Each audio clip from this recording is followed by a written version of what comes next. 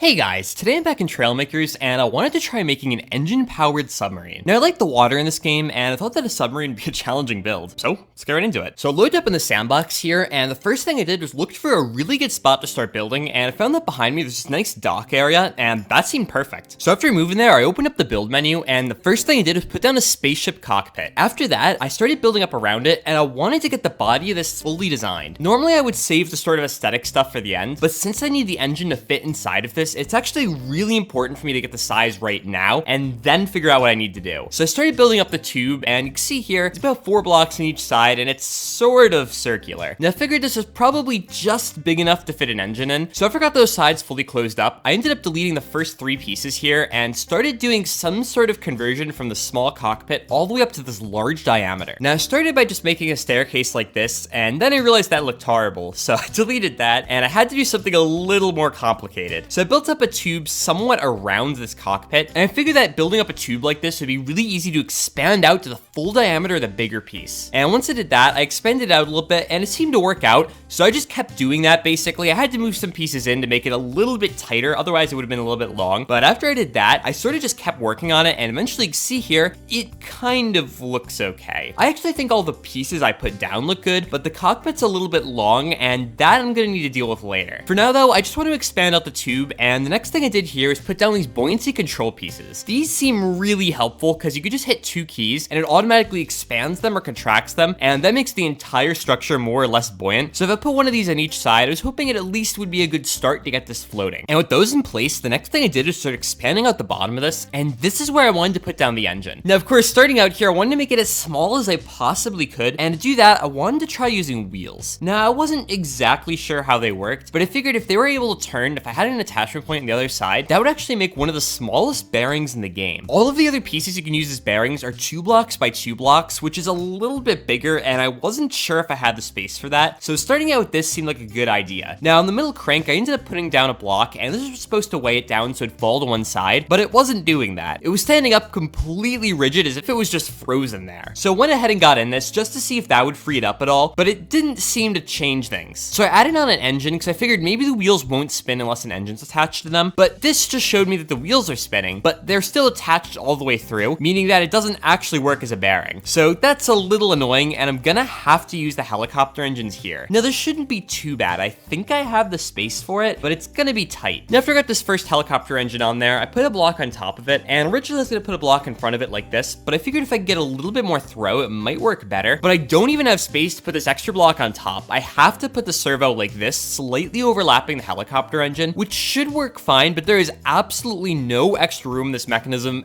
at all. And trying to get it to work seemed a little weird at first. So I realized that I forgot to turn down the strength of the servos to 0. That allows them to freely move, and I had to reverse one of the helicopter engines, and after I did that, it was sort of rolling all over the place, but the crank was staying stationary, which means I should be able to attach a piston to it now. After I got the piston on there, I gave it a test, but it just didn't seem to work. It was not really moving at all, and the entire thing was shaking back and forth a bit. So I deleted the very top block, and I realized I'm gonna need to put in a hinge. Now this hinge adds 1 block of space, but thankfully I had exactly 1 extra block here, and with that done, I was able to pull in the piston and expand it back out and get most of a rotation. But it was really slow, so I turned up the speed to 100, and now it seemed to be a lot better. Now to get the engine to rotate more continuously, I added in a second piston, and I basically copied exactly the same thing that I had before, and trying it out now, it's pretty much exactly the same, except that it has a lot more power, which makes it a little more glitchy. Now I deleted these 2 blocks in the middle, and that was so I could put in a servo, and I set the servo to rotate 90 degrees. This is what's gonna offset the first 2 pistons, and that's gonna allow them to push at different times, which means that I should have constant power throughout my rotation. Now I also went ahead and finally deleted that helicopter engine I had, which saves me 1 block of space. It doesn't seem like a lot, but when I'm trying to make this as compact as possible, it really does make things better. Now I still needed a way to get this to automatically rotate, and to do that, I was gonna use some angle sensors. The way this works is that when the angle sensors are fully up and down, that's when they're gonna tell the pistons to start contracting, and when they're fully upside down, I'll have a second angle sensor that tells them to start expanding. And trying it out here, I only have the sensors in that tell them to push, but you can see as they rotate it around, there's a certain point when both the pistons start to push and rotate it around. So with at least half it working, I added in a second sensor here, and I wanted to give it a test. And at first, they seemed to be working pretty well, but then I realized that the angle sensors were literally going straight through the ground, so I had to reposition some stuff to prevent them from doing that. that. But with that done, I added in a servo here, and it was time to add in the propeller. Now to get this connected up to the crankshaft, I added in a block here, and I put down some of these flat connectors. These usually have no collision. Sometimes they get weird and start to, but in this case, they shouldn't. And as the crankshaft spins around, they should also start to spin around this. Now I also added in some paddles here, and this is the first thing I found that was called paddles, so I figured I might as well give it a shot. And after adding 4 of these on here, I wanted to see how it would rotate. And starting out, it just didn't seem to be that good. The engine was completely stalling here, and I was wondering what was going on. And when I went to test it again, for whatever reason, I started glitching into the water. But even when I was here, it just seemed to not be working all the time. Sometimes it would start to rotate, but then it would just stop again, and it was just really weird. Now I was gonna need to do this anyway, so what I decided to do was pull off all the paddles, and I added on servos. These were gonna rotate all the paddles slightly back, and that means that as the propeller starts to rotate, all the paddles should actually start to push water and move me forward. And giving it a test on land, it suddenly started to work again. But in the water, it was not really working at all. Now I was still confused as to what the problem might be, so I just added on more pistons to get me even more power, and it does make it longer, but I figured maybe a lack of power in the water was the problem. But when I tried testing this new engine out, it would just rotate in the air before it even hit the ground. It seems like the engine has so much torque, it can actually do that. So my solution is to grab these anchor pins and put them right on the bottom of the sub, so as it falls, it'll grab onto the ground, and that'll prevent it from rotating. But as it fell, it would still rotate a bit too much, and then it would start doing this. So I just lowered the holding down in the editor, and finally here, I got a test while it was on the ground, and it seemed to be working perfectly fine here. And that's when I realized something. The way I have the timing set up in this engine, those angle sensors are dependent on the sub being straight up and down. If it's rotated at all, it's gonna be slightly off, and the performance is gonna diminish. Now I added in more of these buoyancy control devices because I wanted to give myself a little bit more lift and see how it would do above the water. So got in the Submarine, and I wanted to test it here, and I was definitely sinking a lot slower now. Now my first thought to get this to go straight up and down is actually to use cannons. I figured it'd be a really easy way to implement this, so I just stuck 2 of these on. I was gonna shoot them on either side to start to rotate this and keep myself straight up and down. But when I tried shooting it, the game just crashed.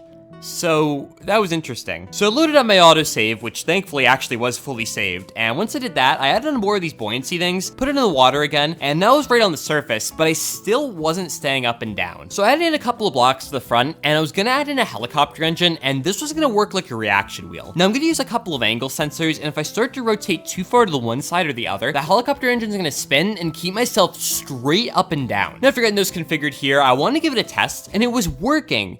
But I did have it backwards, so it's actually keeping me upside down 100% of the time, and that's not exactly great. So I just reversed the output of the 2 angle sensors, and with that done, it was keeping itself straight up and down, and better yet, the engine was actually rotating pretty well here. And when I tried turning on the propeller to actually make it go forward, it did seem to work. I was going 3 or 4 miles an hour, which wasn't great, but I figured I could definitely improve upon that. And I also decided at this point to get rid of that spaceship cockpit, and I put in this diving ball on the front, which looked a little bit better, and with that done, I added in some walls as well. This was to make sure the engine wasn't gonna hit into it, and also to give myself a bit more weight so I could get my buoyancy tuning a little bit more precise. And I also went ahead and doubled up the paddles on my propeller here, but this didn't seem to change my top speed pretty much at all. So what I decided to do next was actually make my propeller a lot bigger, and this puts the propellers a lot further from the center. This created a lot more speed. You can see here I'm going almost 6 miles an hour. Now to get even more speed, I figured I might as well just add more propellers and see how that would do. So I stuck a bunch more of these on all over the place, and giving it a test now, it did seem to be a lot better, but the propeller was getting a lot bigger at this point, and it just didn't seem to be that great. Now the propeller was working though, so I wanted to work on the steering next, and to do that, I put in a couple of hinges, and I put in some of these really large paddles. Now after I saw those big paddles, I decided to delete a lot of these smaller ones and try out a design with just these larger ones instead. Now the whole thing was a lot more compact here, and you'll actually notice my top speed was quite a bit higher. Now I also noticed my steering paddles were not gonna work, because I put them on the rotating propeller, so they're just gonna spin around like that. So to fix that problem, I had to move the paddles to the bottom of the boat, and to get them to fit, I was also gonna need to use some of the small paddles. This meant that as I tried to use them, they just didn't really seem to be that good. I was getting a small amount of movement to the left, but it was really not that much, and this just wasn't working that well. So I went ahead and deleted those paddles, and instead I put the hinge on the front, and I was gonna try sort of flipping them out and seeing if that would have any effect. Now when I put this on the front here, it did actually seem to start to rotate me into the the rocks, but it was pretty slow. So I moved up to the large paddle instead, and now I was trying to avoid this pipe, and it sort of seemed to be turning me, but it somehow seemed to be even slower than before. So this was just not going to be fast enough here, and I needed a completely different solution. Now that's when I decided to add in a helicopter engine in the middle, and this one acts as another reaction wheel to spin me side to side. Now the helicopter engine was taking a little bit to get up to speed, but once it did, it seemed to have a lot of power, and that should actually work. Now the last thing I wanted to add on was some sort of sonar thing, and of course there's no like microphone in this game, so instead I'm going to use the distance sensor and just treat that as sonar. So as it spins around, you can see sometimes it lights up, and that means it detects an object in front of it. So I figured if I added on an angle meter, I'd be able to detect both the direction and the presence of an object, and with an AND gate, that should be enough to turn me away. And it started to work here. I was near this rock face, and it was kind of slow, but it was spinning up the wheels in the middle. But I also realized when I went the opposite direction, it was starting to pull me into the rocks. And the angle meter was sort of just being annoying, so I decided instead to use some distance sensors, and these will detect the direction that the main distance sensor is currently facing. And you can see here, if I put a pipe on it, as it spins around,